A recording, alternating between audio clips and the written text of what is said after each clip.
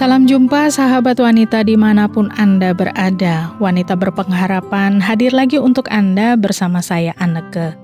Saya ingin berterima kasih banyak kepada sahabat wanita yang sudah mengirimkan tanggapannya untuk acara ini. Terima kasih untuk semua usulan dan pertanyaannya.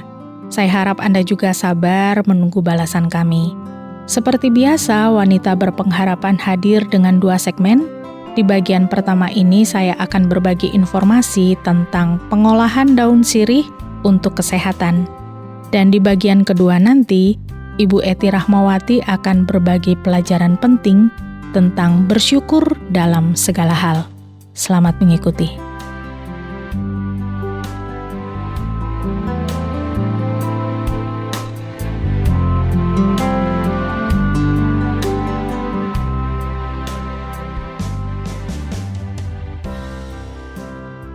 Sahabat wanita, saya berharap Anda masih ingat, daun sirih itu ada beberapa jenis.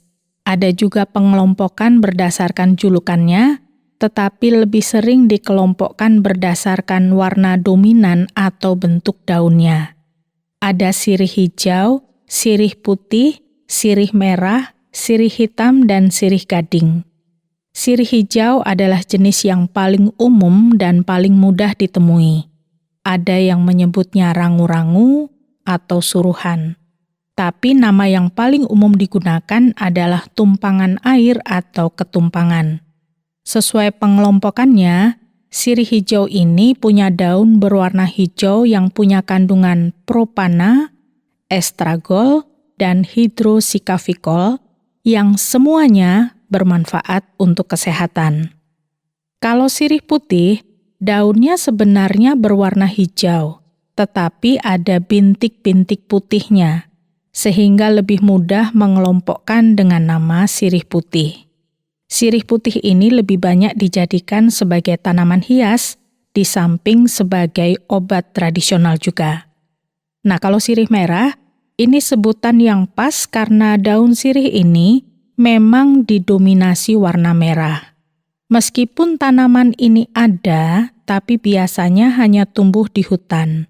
Nama latinnya Piper ornatum.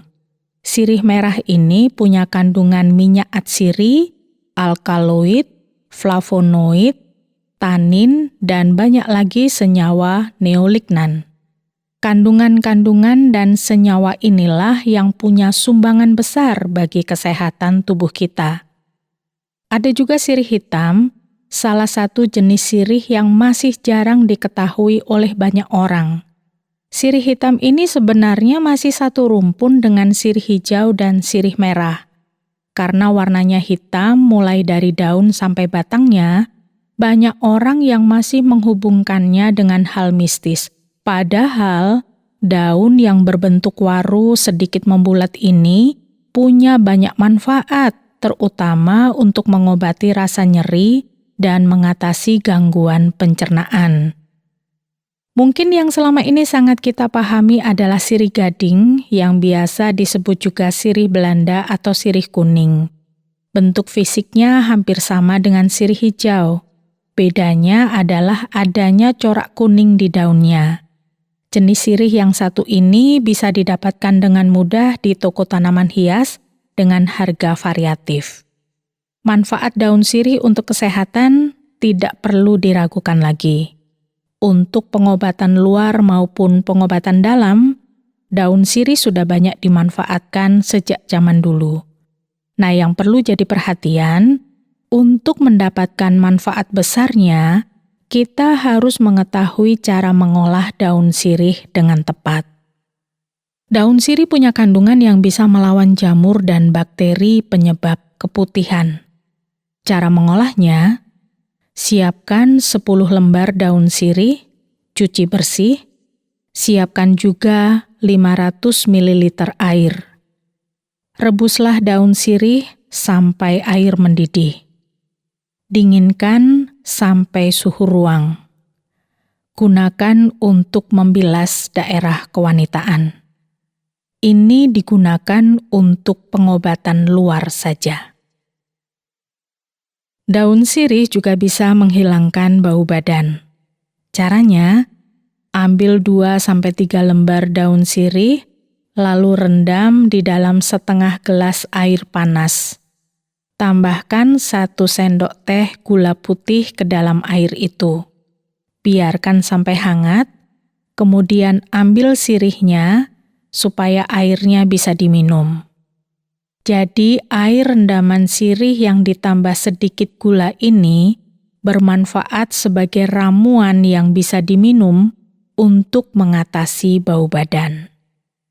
Kalau Anda lebih suka pengobatan luar untuk mengatasi bau badan, silakan ambil selembar daun sirih, berilah sedikit kapur, lalu remas-remas daun itu. Oleskan lumatan daun pada ketiak supaya baunya berkurang bahkan hilang. Jadi untuk mengatasi bau badan, Anda bisa pilih. Ada pengobatan luar dan ada pengobatan dalamnya juga. Maksudnya, ramuan daun sirihnya bisa diminum. Daun sirih juga bisa dimanfaatkan untuk mengobati diabetes. Caranya, siapkan 3 lembar daun sirih merah setengah tua. Biasanya banyak orang memilih daun ke-6 atau ke-7 dari pucuk. Irislah daun sirih merah tipis-tipis. Rebus daun sirih yang sudah diiris dengan 3 gelas air atau sekitar 600 ml air. Rebus sampai mendidih, sampai menyisakan kira-kira 1,5 gelas. Minumlah air rebusan daun sirih merah itu 3 kali sehari sesudah makan. Tapi jangan lupa untuk tetap cek kesehatan Anda pada tim medis supaya diabetes tetap terkendali dengan stabil. Untuk mengobati jerawat, daun sirih juga bisa diandalkan. Caranya, ambil 2 rumpun daun dalam keadaan segar. Cuci bersih, rebus dengan 1,5 gelas air atau 300 ml air. Biarkan air menyusut sampai tersisa 1 gelas. Minumlah air rebusan itu selagi hangat. Air rebusan daun sirih ini diminum sehari 2 kali dengan dosis yang sama. Jadi sekali rebus hanya untuk sekali minum. Ya, selain yang saya sampaikan tadi, daun sirih juga seringkali dimanfaatkan sebagai obat tradisional, mulai mengatasi mimisan, menjaga kesehatan gigi, bahkan juga menjaga kesehatan mata. Daun sirih merupakan tanaman yang mengandung banyak air, sekitar 85-90%. Selain itu, daun sirih juga rendah lemak dan kalori. Daun sirih juga mengandung sodium, protein, vitamin A, vitamin B1, B2, protein, dan asam nikotinat atau niasin. Nah, untuk mendapatkan manfaat yang lebih, ada beberapa cara mengolah daun sirih. Salah satu cara mengolah daun sirih adalah dengan ditumbuk. Anda bisa mengambil daun sirih dengan cara diremas atau ditumbuk sampai halus. Nah, nantinya akan terbentuk pasta dengan sedikit cairan. Pasta inilah yang bisa membantu meredakan rasa nyeri akibat luka trauma. Anda bisa mengoleskannya pada luka teriris atau memar dan biarkan beberapa menit. Cara lainnya adalah dengan direbus. Rebusan daun sirih juga bisa dicampur beberapa bahan herbal lain yang bermanfaat untuk mengatasi gangguan yang sama. Misalnya untuk mengatasi batuk, pilek, atau flu. Ada kapulaga, kayu manis, cengkeh yang bisa bekerja sama dengan baik dengan daun sirih. Semua bahan ini bisa direbus dengan 2 cangkir air bersih dan biarkan sampai mendidih. Rebusan ini bermanfaat untuk meredakan batuk dan mengatasi gangguan pernafasan. Anda bisa mengkonsumsinya untuk sekali minum, dan Anda bisa membuat beberapa kali sesuai kebutuhan. Oh ya, kalau Anda memanfaatkan ramuan rebusannya, daun sirih yang ikut direbus jangan buru-buru dibuang. Kalau ada yang mengalami gangguan persendian atau peradangan, daun sirih hangat bisa dimanfaatkan untuk kompres.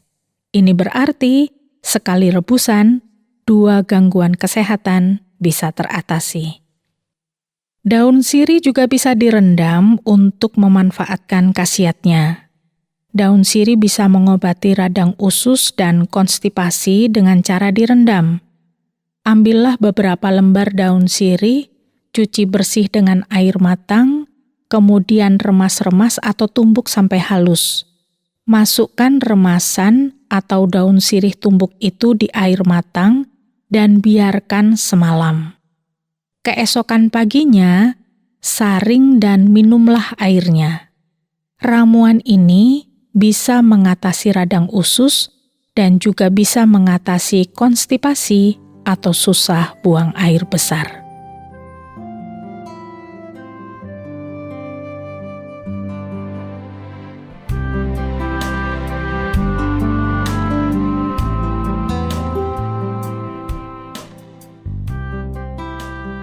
Sahabat wanita, silakan mengingat dan memahami informasi tentang daun sirih dan pengolahannya ini. Yang pasti, informasi ini bermanfaat untuk Anda untuk mengatasi gangguan kesehatan ringan. Nah, untuk mengatasi kegalauan hati, Ibu Eti Rahmawati akan hadir dengan pelajaran penting, bersyukur dalam segala hal. Selamat menyimaknya.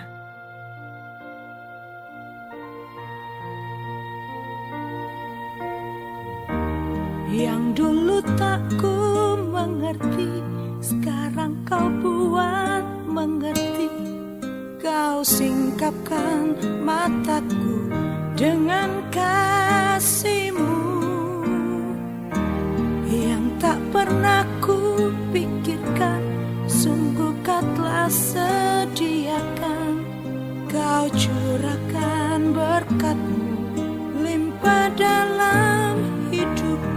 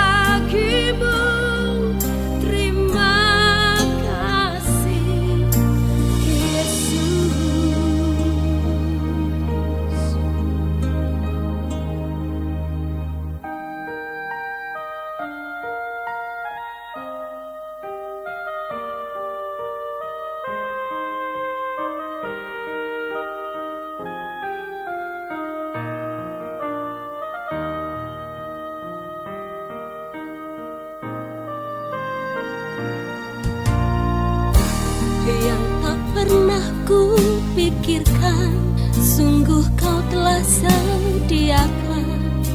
Kau curahkan berkat-Mu limpah dalam hidupku.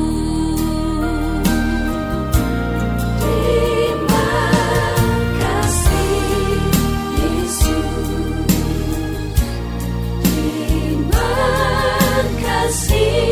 kasih Yesus, bersyukur hanya bagi-Mu, ya Allahku, ya Tuhanku.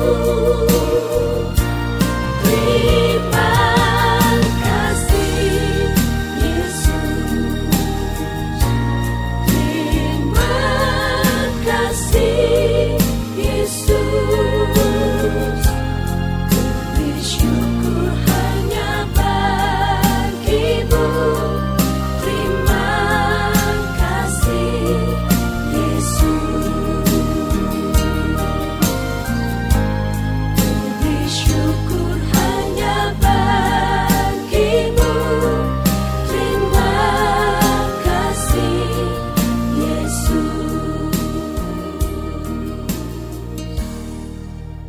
Sahabat, seorang teman saya beberapa waktu yang lalu menjadi korban tabrak lari. Ketika ia mengendarai sepeda motornya, tiba-tiba seseorang menabraknya sehingga teman saya itu terjatuh dan kakinya patah. Sedangkan orang yang menabraknya langsung kabur. Teman saya itu langsung dibawa ke rumah sakit. Ia harus menjalani operasi di kakinya. Dan setelah operasi, ia masih harus tinggal beberapa hari di rumah sakit. Ketika saya mengunjunginya, teman saya itu tampak marah dan kesal atas kondisinya. Saya bisa memakluminya. Setelah 1 minggu di rumah sakit, ia diizinkan pulang dan ia harus belajar jalan pelan-pelan. Sampai akhirnya ia bisa berjalan normal kembali. Saya dan teman-teman yang lain bersyukur melihat teman saya itu bisa berjalan kembali. Tetapi ia sendiri tidak bersyukur atas kesembuhannya. Malah ia terus mengeluh dan marah atas keadaannya. Ada banyak orang yang tidak mensyukuri kesembuhan atau kebaikan yang diterimanya dari Tuhan.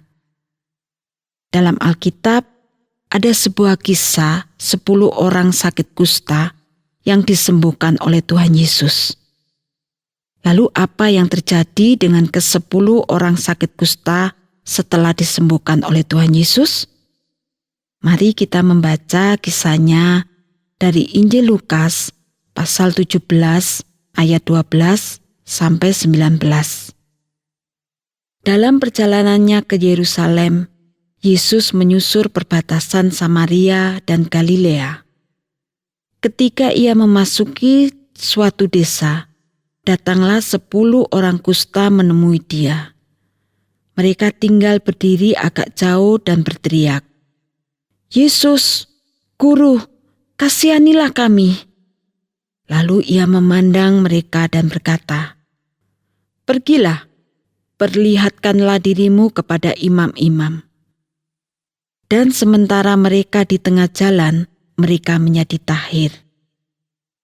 Seorang dari mereka ketika melihat bahwa ia telah sembuh, kembali sambil memuliakan Allah dengan suara nyaring.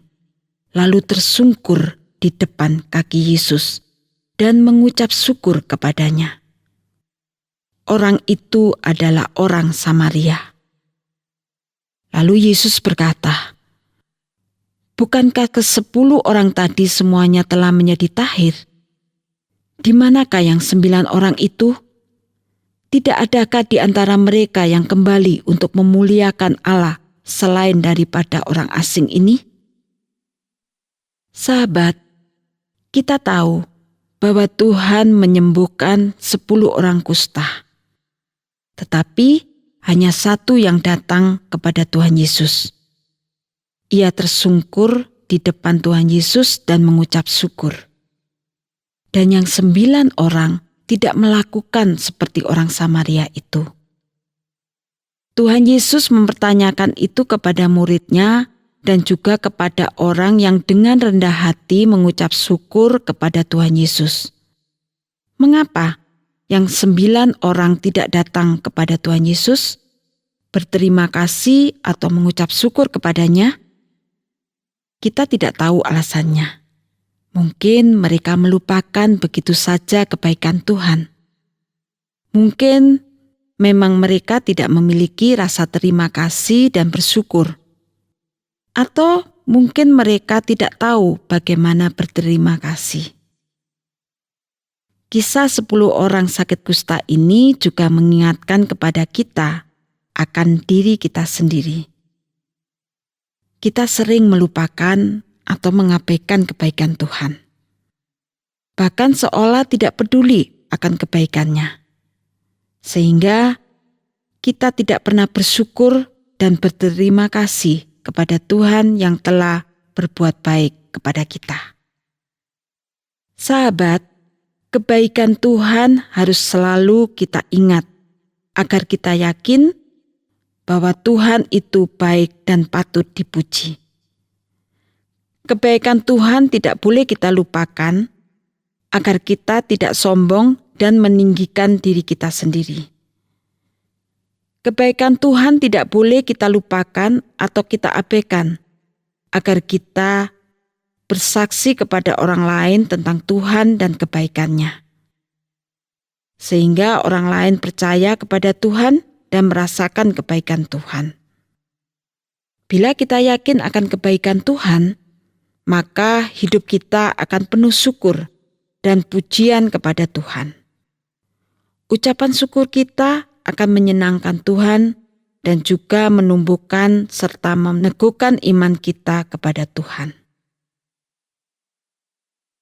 Sahabat, firman Tuhan dalam surat 1 Tesalonika pasal 5 ayat 16-18 mengatakan, "Bersukacitalah senantiasa, tetaplah berdoa, mengucap syukurlah dalam segala hal, sebab itulah yang dikehendaki Allah di dalam Kristus Yesus bagi kamu." Sekali lagi, bersukacitalah senantiasa, tetaplah berdoa, mengucap syukurlah dalam segala hal, sebab itulah yang dikehendaki Allah di dalam Kristus Yesus bagi kamu. Jadi, mengucap syukur adalah kehendak Tuhan. Tuhan menghendaki kita untuk mengucap syukur dalam segala hal, bukan saja atas kesembuhan atau berkat Tuhan, tetapi atas segala hal. Sahabat, Raja Daud menuliskan banyak sekali ucapan syukurnya kepada Tuhan. Raja Daud bahkan bersyukur kepada Tuhan dimulai dari masa dalam kandungan ibunya. Kitab Mazmur pasal 139 ayat 14-19 mengatakan, "Aku bersyukur kepadamu oleh karena kejadianku dahsyat dan ajaib. Ajaib apa yang kau buat, dan jiwaku benar-benar menyadarinya. Tulang-tulangku tidak terlindung bagimu. Ketika aku dijadikan di tempat yang tersembunyi, dan aku direkam di bagian-bagian bumi yang paling bawah. Matamu melihat selagi aku bakal anak, dan dalam kitabmu semuanya tertulis hari-hari yang akan dibentuk, sebelum ada satu pun daripadanya. Dan bagiku, betapa sulitnya pikiranmu ya Allah. Betapa besar jumlahnya. Jika aku mau menghitungnya, itu lebih banyak daripada pasir. Apabila aku berhenti, masih saja aku bersama-sama Engkau." Itulah sahabat, salah satu nyanyian Raja Daud yang menggambarkan ucapan syukurnya kepada Tuhan atas kejadian dirinya. Hari ini kita melihat dua contoh orang yang mengucap syukur kepada Tuhan dan juga ada orang-orang yang tidak bersyukur sama sekali atas kebaikan Tuhan. Bagaimana dengan Anda sendiri? Harapan saya, Anda selalu mengucap syukur kepada Tuhan senantiasa atas apa saja yang Anda alami dalam hidup ini.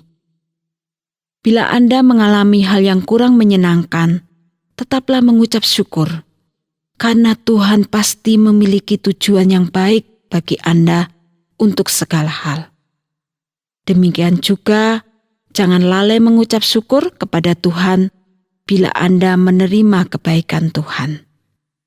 Ingatlah nasihat firman Tuhan untuk kita hari ini yang mengatakan, "Bersukacitalah senantiasa, tetaplah berdoa, mengucap syukurlah dalam segala hal, sebab itulah yang dikehendaki Allah di dalam Kristus Yesus bagi kamu."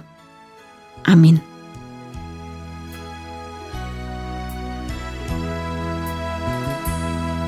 Ketika aku berbeban berat, ku datang kepada Yesus. Dia berikan damai dan sukacita, sejahtera dalam hatiku. Ketika aku berputus asa, datang kepada Yesus. Dia bebaskanku dan lepaskanku. Kini aku jadi baru. Yesus, Yesus Tuhan, mulia nama-Mu. Ku tinggikan, ku agungkan nama-Mu selama-lamanya. Yesus, Yesus Tuhan, mulia nama-Mu. Ku tinggikan, ku agungkan nama-Mu selama-lamanya.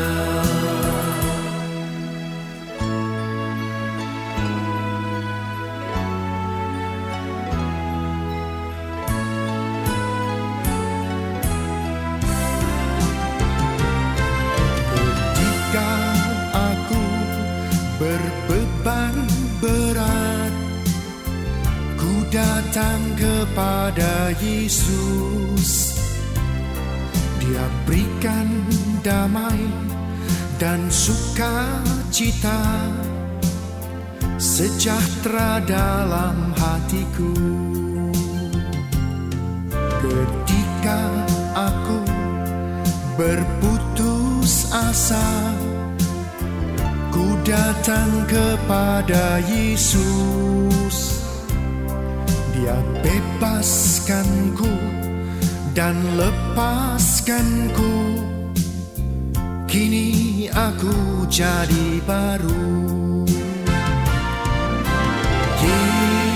Yesus, Yesus Tuhan, mulia nama-Mu.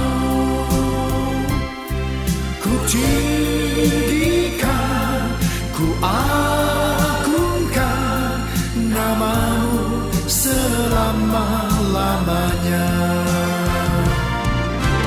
Yesus, Yesus Tuhan, mulia nama-Mu. Ku tinggikan, ku agungkan nama-Mu selama-lamanya. Yesus, Yesus Tuhan, mulia nama-Mu. Ku tinggikan, ku Sahabat wanita, silakan bersyukur dalam segala hal, termasuk bersyukur dengan informasi yang sudah kita dapat hari ini. Bersyukur juga untuk tanaman herbal yang sudah Tuhan ciptakan, yang punya peran untuk menjaga kesehatan kita juga. Anda punya pertanyaan? Mau menanggapi acara ini? Atau ingin berbagi pengalaman hidup? Silakan kirimkan kepada kami, Wanita Berpengharapan, bisa melalui SMS atau WhatsApp di nomor 081 333 777 386. Sekali lagi di nomor 081 333 777 386. Saya Anneke mohon diri, bersyukurlah dalam segala hal.